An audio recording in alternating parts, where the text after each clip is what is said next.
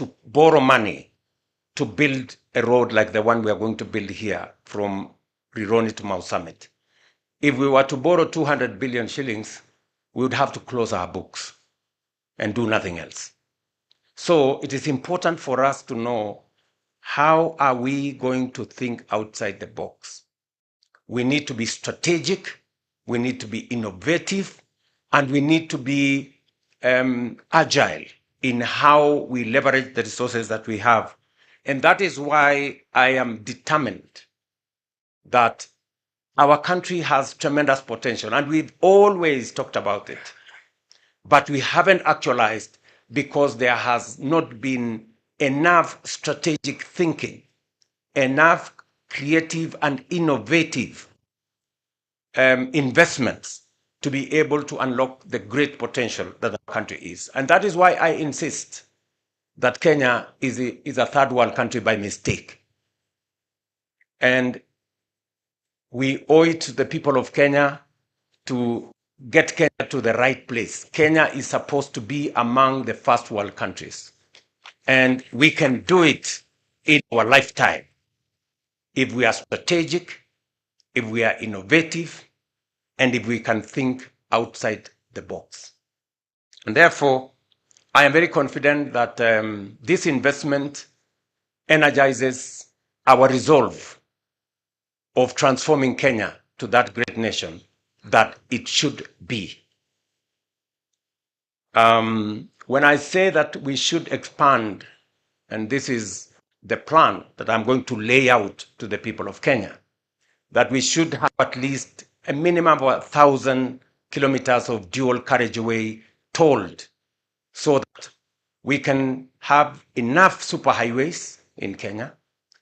I have instructed the Ministry of Roads to work on the first 10,000 kilometers priority list and another 10,000 kilometers phase 2, so that instead of haggling about 2 kilometers here, 10 kilometers there, 20 kilometers here, and we are scrambling and there is negative competition, we should be bold and do between 10 and 20,000 kilometers so that we can connect every part of Kenya and make every region believe that they belong to one great nation called Kenya.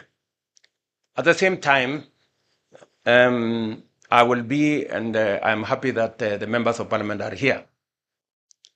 When you go back to parliament, you will find on your desk a proposal from me on sovereign wealth fund and national infrastructure fund, because that is how we are going to move Kenya from a third world country to a first world country. I remember the other day when I said we need about 4 trillion shillings to be able to do our roads, to be able to do 10,000 kilometers of 10,000 megawatts of energy, and to be able to do 2.5 million acres of irrigation. Many people think that 4 trillion shillings is not feasible. If this project alone is 100 billion, 4 trillion is just around the corner. And I'm going to show you how we are going to get 4 trillion and transform this nation. Already, as I talk to you, I remember when I was in Ethiopia, and I mentioned that we have signed contracts of $4 billion under our housing program. Many people questioned the statistics. I want to repeat. Let me put it in Kenya shillings. $4 billion is roughly close to beyond 500 billion Kenya shillings, almost 600. That is the contracts we have signed in our housing, in our markets, in our hostels.